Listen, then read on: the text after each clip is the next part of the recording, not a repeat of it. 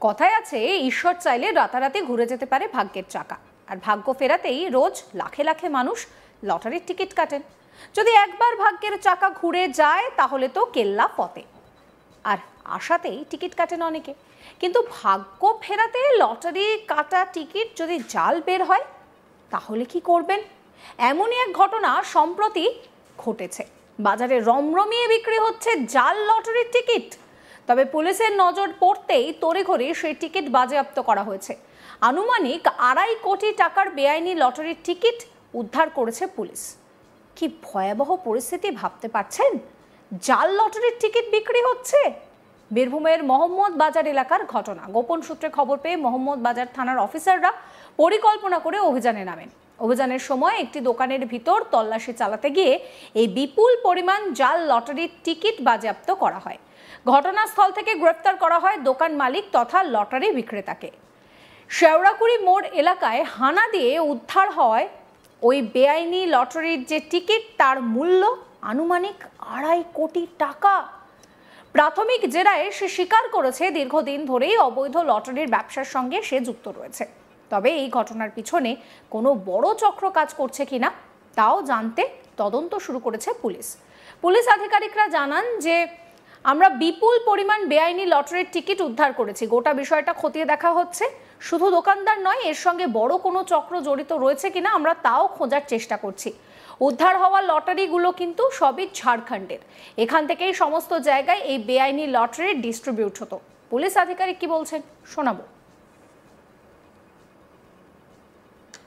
গতকাল সন্ধ্যেবেলায় মোহাম্মদ বাজার থানার একটা আমাদের ক্রেডিবল ইনফরমেশন পাই, সেই অনুযায়ী আমরা রেড করি।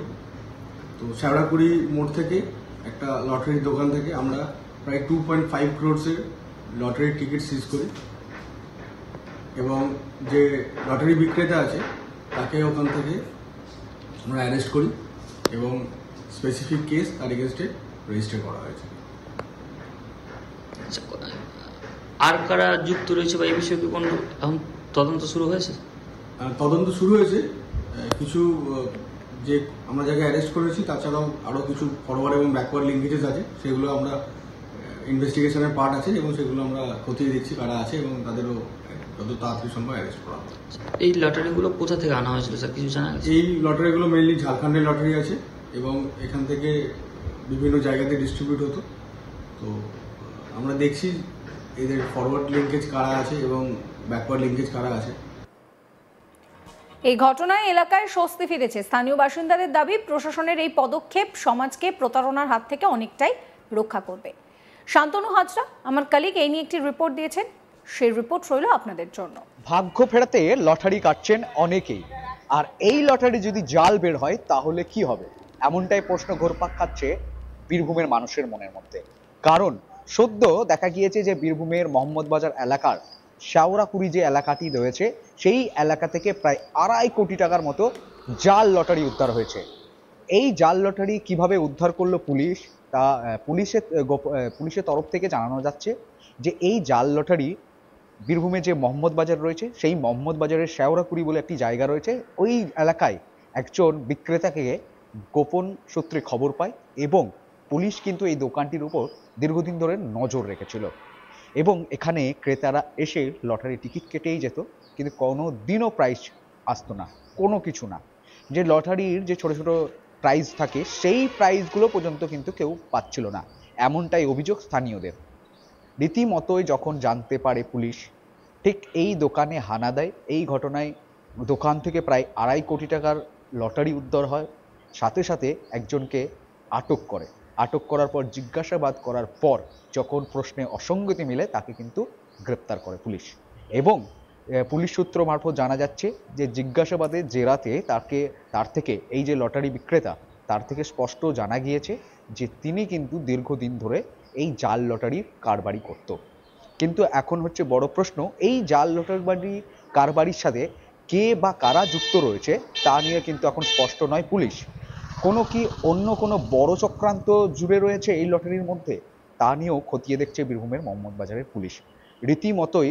তবে এই ঘটনায় আটক এবং এই 2.5 কোটি টাকা লটারি উদ্ধারের পর যে সকল লোক ভাগ্য ফেরাতে লটারি কাটেন রীতিমতো তাদের মনের মধ্যে একটা স্বস্তি ফিরেছে। কারণ যেহেতু 2.5 কোটি টাকার লটারি কিন্তু পুলিশ উদ্ধার করে নিয়েছে, জাল লটারির একটা অংশ শেষ হয়েছে, তাই তারা একটা স্বস্তির নিঃশ্বাস ফেলছেন। রীতিমতো অন্যদিকে যে লটারি বিক্রেতারা রয়েছে তাদের দাবি রয়েছে যে এই ধরনের কর্মকাণ্ড চলতে থাকলে আসল লটারি বিক্রেতারা আসল লটারির উপর কিন্তু বেশ প্রকোপ পড়তে পারে। কারণ সাধারণ মানুষ ভয়ে হয়তো দোকানে আসবে না, সাথে সাথে বিভিন্ন এই এলাকায় যে সকল লটারির দোকান রয়েছে সেই লটারি যারা ব্যবসায়ী রয়েছে তারা কিন্তু বেশ চিন্তিত, কারণ তাদের এলাকা থেকেই এই 2.5 কোটি টাকার জাল লটারি বের হয়েছে। তা নিয়ে কিন্তু দুশ্চিন্তায় রয়েছে এই ব্যবসায়ীরা।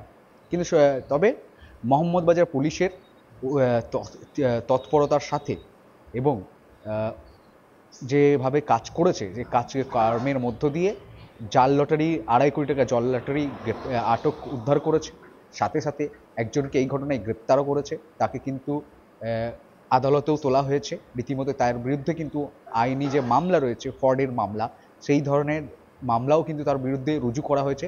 এমনকি অভিযুক্ত নিজে যে এই জাল লটারির সাথে কারবারির সাথে যুক্ত রয়েছে সেটাও তিনি স্বীকার করেছেন জেরায়। রীতিমতো এই জাল লটারির সাথে আর কারা কারা যুক্ত রয়েছে সেইটাই হচ্ছে সবচেয়ে বড় প্রশ্ন ঘুরপাক খাচ্ছে সকলের মনে, এমনকি পুলিশের মনেও। পুলিশও এটিকে আরও ভালো করে তদন্ত করছে যে এই ঘটনার সাথে যে 2.5 কোটি টাকার জাল লটারি উদ্ধার, এই এত বিপুল পরিমাণ লটারি যে উদ্ধার হয়েছে, এই সাথে আরও কি কোনো বড় ব্যবসায়ী বড় চক্র রয়েছে কিনা তা নিয়েও কিন্তু তদন্ত করছে জেরবার বীরভূমের মোহাম্মদবাজার পুলিশ। বাজারে এবার রমরমিয়ে বিক্রি হচ্ছে জাল লটারির টিকিট। তবে পুলিশের নজরে পড়তেই সেই টিকিট বাজেয়াপ্ত করা হয়েছে। আনুমানিক 2.5 কোটি টাকার বেআইনি লটারির টিকিট উদ্ধার করেছে পুলিশ। কি ভয়াবহ পরিস্থিতি একবার ভাবুন তো। পুলিশের তরফ থেকে এই নিয়ে কি বলা হচ্ছে আরো একবার শোনাবো আপনাদের। গতকাল সন্ধ্যেবেলায় মোহাম্মদবাজার থানার একটা আমাদের ক্রেডিবল ইনফরমেশন পাই, সেই অনুযায়ী আমরা রেড করি। তো শ্যাওড়াকুড়ি মোড় থেকে একটা লটারির দোকান থেকে আমরা প্রায় 2.5 crores-এর লটারির টিকিট সিজ করি এবং যে লটারি বিক্রেতা আছে তাকে ওখান থেকে আমরা অ্যারেস্ট করি এবং স্পেসিফিক কেস তার এগেনস্টে রেজিস্টার করা হয়েছে। আর কারা যুক্ত রয়েছে বা এই বিষয়ে কি কোনো এখন তদন্ত শুরু হয়েছে? তদন্ত শুরু হয়েছে। কিছু যে আমরা যাকে অ্যারেস্ট করেছি তাছাড়াও আরও কিছু ফরওয়ার্ড এবং ব্যাকওয়ার্ড লিঙ্কেজেস আছে, সেগুলো আমরা ইনভেস্টিগেশনের পার্ট আছে এবং সেগুলো আমরা খতিয়ে দেখছি কারা আছে এবং তাদেরও যত তাড়াতাড়ি সম্ভব অ্যারেস্ট করা হবে। এই লটারিগুলো কোথা থেকে আনা হয়েছিল স্যার, কিছু জানা গেছে? এই লটারিগুলো মেইনলি ঝাড়খণ্ডের লটারি আছে এবং এখান থেকে বিভিন্ন জায়গাতে ডিস্ট্রিবিউট হতো।